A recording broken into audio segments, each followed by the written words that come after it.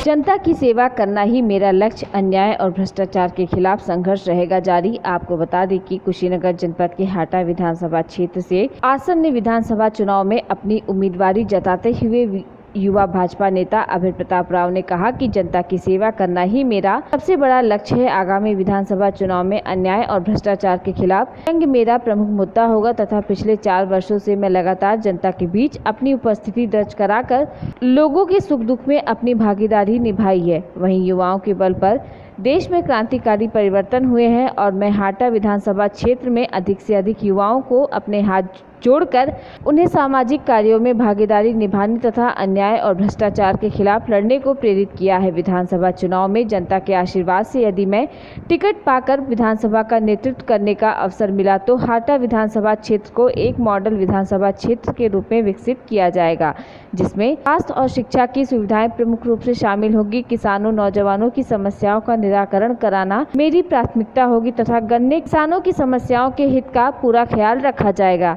तो वहीं देश और प्रदेश में भाजपा की सरकार द्वारा किए गए कार्यों के दम पर आगामी 2022 के विधानसभा चुनाव में पूरी मजबूती के साथ अपनी भागीदारी निभाई जाएगी। प्रदेश नेतृत्व में यदि मुझे अवसर दिया गया तो हाटा विधानसभा क्षेत्र में बड़ी बड़ी परियोजनाएं लाकर रोजगार के अवसर उपलब्ध कराए जाएंगे। युवा भाजपा नेता ने आगे कहा कि जनता के बीच लगातार कई वर्षों से मेरा संपर्क बना है और लोगों के आशीर्वाद प्रेम और स्नेह से विधानसभा में जाने का अवसर मिला तो उनकी अपेक्षाओं पर खरा उतरने का काम करूंगा। माननीय प्रधानमंत्री और माननीय मुख्यमंत्री के दिशा निर्देशों के अनुसार मैं उनके पद चिन्हों पर चलते हुए पार्टी के कार्यक्रमों में बढ़ चढ़कर अपनी सहभागिता निभाता रहूंगा। जी, आप इतने दिनों से 4 सालों में लोकसभा में विधानसभा में लोगों को सेवा देते आ रहे हैं, इस पर क्या कहना है? देखिए, सेवा के भाव से ही हम राजनीति में कदम बढ़ाते हैं और राजनीति में आने के बाद मेरा उद्देश्य सिर्फ सेवा का ही है। लेकिन जब हम अपने विधानसभा में घूमना शुरू किए और पिछले 4 सालों में हमने नौजवानों के लिए एक नया रिकॉर्ड शीट बनवाया, जिसमें ये पता चला कि ये पूरे जनपद में सबसे नौजवान विधानसभा है, जहाँ की 66% आबादी 20 से 40 वर्ष के बीच में और 92% नौजवान आज भी बेरोजगार है।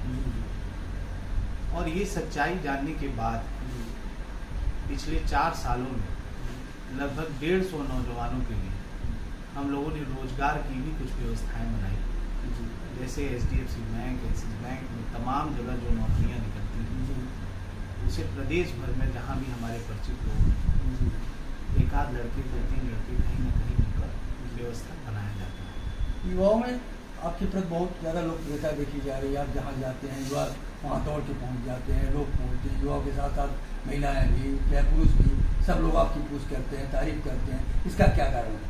बताएं तो कि हमें इस बात पे बहुत शर्मिंदगी महसूस हुई कि चुनाव या राजनीति करने के पहले अगर हम अपने जनपद के बारे में, अपने विधानसभा के बारे में जान लें और 65% आबादी होने के बावजूद 92% नौजवान आज के डेट में जब बेरोजगार रहेंगे और उनकी हक की जो लड़ाई है, जो उनके हक के लिए जो उनको रोजगार मिलना चाहिए और उनको ना मिले, तो ये शर्मिंदगी की बात है, ना सिर्फ एक नेता के लिए बल्कि हर एक राजनीतिक दल के। जो आज के समय में अभय जी, जो लोग गरीब लोग हैं, जो उन लोगों को भाई प्रताड़ित हो रहे हैं, उनको न्याय नहीं मिल रहा है, उस पर क्या कहना है? जो प्रताड़ना का मेन कारण है, उस कारण को हमें हटाना है। बाकी अभय राव एक सेवक हैं और गरीबों में उतर के सेवा करना, उनके न्याय के लिए लड़ना, यही मेरा प्राथमिक उद्देश्य है। क्या कुछ नया सोचे हैं युवाओं के लिए, इस विधानसभा के लिए, इस क्षेत्र के लिए, इस नौजवान लोगों के लिए क्या नई सोच है आपकी? क्या आप कुछ बताएंगे, उस प्रकार को डालेंगे? बिल्कुल बताएंगे। नौजवानों के हक की लड़ाई देखिए, मैं आज 4 साल से लड़ रहा हूँ और आगे भी लड़ता रहूँगा। पिछले 4 सालों में यहाँ पे कोई भी उद्योग नहीं, 4 साल क्या, आज़ादी के 75 साल बाद भी हाटा विधानसभा में एक घाना मिल को छोड़ के कोई दूसरा उद्योग करेगा और उस मिल में भी 1600 कर्मचारी होने के बावजूद हाटा विधानसभा के मात्र 130 कर्मचारी काम करते हैं। ये हम लोगों का दुर्भाग्य है। मैं क्षेत्र को बांटने का काम नहीं कर रहा हूँ, ना उस क्षेत्र के लोगों के प्रताड़ना की बात कर रहा हूँ। लेकिन अगर हाटा विधानसभा के लोग ठाणा मिल का रात काटते हैं तो उनके बच्चे उस मिल में नौकरी करें। ये मिल के मालिक या मिल के एमडी या उसके जोनल हेड के प्राथमिक उद्देश्य होना चाहिए कि जिनके घरों में हमारा राख जा रहा है उनके बच्चे वहाँ से निकल पाए। दूसरा, पूरे हाटा विधानसभा में ना कोई कंसल्टेंसी ऑफिस है जिसका निर्माण अगर कभी विपद मिला तो पहला काम कंसल्टेंसी ऑफिस का होगा, क्योंकि सरकारी योजनाओं के तहत प्रधानमंत्री रोजगार योजना आने के बावजूद अभी तक कोई ऐसा व्यवस्था नहीं बनाया गया कि आम जनता में उसको पहुँच के बांटा जाए और मिल समझाया।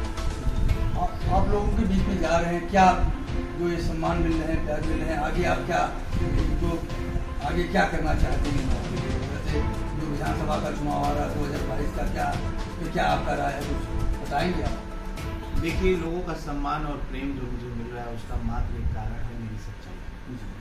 मैं ईमानदारी से लोगों का सेवा करता हूँ और बिना किसी लोभ के मैं उन लोगों के लिए चलने के लिए हमेशा सक्षम रहता हूँ। विधानसभा 2022 के चुनाव में पार्टी अगर मुझे मौका देती है तो ये सही है कि जो सपने लोगों ने मुझसे पाले हैं मैं प्रयास करूंगा कि उन हर सपनों को मैं पूरा कर सकूं।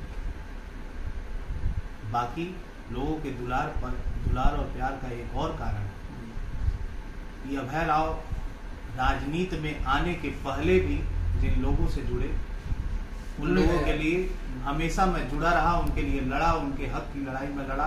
उनको कोई दिक्कत आई तो वहां मैं सबसे पहले पहुंचा हुआ। तो जो लोग मुझे खोजते हैं मैं उनके लिए हमेशा तत्पर रहता हूँ। जिसे मानते हैं आपके अंदर एक सोच होगी कि जैसे मैं उस पद पे आऊँ और इस विधानसभा चुनाव में अगर मुझे पार्टी ने उस लायक समझा, उस कर्म के लायक समझा, तो अगर मौका दिया तो मैं कुछ करूँगा। क्या एक नया करने का एक उद्देश्य है? क्या करेंगे आप इस क्षेत्र के लिए, जवाब के लिए, इस विधानसभा के लिए क्या कुछ नया करेंगे आप? कुछ तो आपने सोचा होगा। बिल्कुल सोच रखा है जी। कारण उसका ये है कि हमारी पार्टी भारतीय जनता पार्टी में जब से मोदी जी ने नेतृत्व संभाला है, हमारे प्रदेश के अगुवा माननीय योगी जी ने जब से नेतृत्व संभाला है, ना ही देश के लिए ना सिर्फ प्रदेश के लिए, समूचे भारत में नए निर्माण हुए हैं, नए तरीके आए हैं, नए आधुनिकता की एक लहर दौड़ी है। बस उसी निर्माण को हमें अपने विधानसभा में जन जन तक पहुंचाना है ताकि लोग इस चीज को जाने कि अब ये भारत वो भारत नहीं रह गया जहां 1 GB डेटा के लिए 500 रुपए खर्च करने पड़ते हैं। आज इस भारत में 399 रुपए के डेटा में 84 दिन लोग उसका उपयोग करते हैं और per day 1 GB data use करते हैं। आज ऑनलाइन व्यवस्था की कोई तकनीकी सुविधा हमारे विधानसभा में नहीं है जिसका निर्माण अगर कभी पद मिलता है तो हम करेंगे, नहीं भी मिलता है तो नौजवानों के लिए जो लड़ाई लड़नी पड़ेगी हम लड़ेंगे। हमारे चैनल के माध्यम से अपने यहाँ के सम्मानित जनता को, इस क्षेत्र के सम्मानित जनता को, इस लोकसभा की विधानसभा के सम्मानित जनता को क्या संदेश देना चाहते हैं? विधानसभा की जनता को संदेश मैं सिर्फ इतना देना चाहूँगा, ये आगामी चुनाव में निर्णय भावुक होके ना लें, अपना भविष्य और अपना वर्तमान सोच के निर्णय बनाएं और अपने बच्चों के लिए क्या सही है इसको सोच के निर्णय बनाएं। आज तक जो हुआ, आगे क्या होगा, इसको एक बार जरूर सोचें। और नौजवानों से ये अपील है कि 1 पौवा दारू और 1 पौवा मीट पे अपना मत ना बेचें। बिल्कुल बिल्कुल। आप कहीं भी जाते हैं, देखते हैं कि आप कहीं भी रहते हैं, आपके साथ 150, 200, 400 हमेशा युवा खड़ा रहते हैं। इसका एक क्या मेन कारण है? क्या आप किस तरह का सहानुभूति है, आपका किस तरह का प्रेम है, इससे कुछ बताएंगे? मेरा प्रयास हमेशा से रहा है कि मैं नौजवानों का उल्लास बढ़ाऊं, उनके अंदर हौसला रखूं ताकि वो कुछ कर सकें। मैं किसी नौजवान लड़के को आज तक गलत ना सलाह दिया, ना उनको गलत करने के लिए प्रेरित किया। शायद यही कारण है कि नौजवान अपना बड़ा भाई या अपना हमदर्द जो समझते हैं, और मैं उनके लिए हमेशा सर्वोपरि हूँ जो मेरे अपने हैं। और इसके लिए मैं अपने आप को भाग्यशाली समझता हूँ कि हमें इतने छोटे भाई मिले जो आज लड़ाई अपने दम पे लड़ रहे हैं। और इस विधानसभा में नौजवानों ने जो आंधी लाई है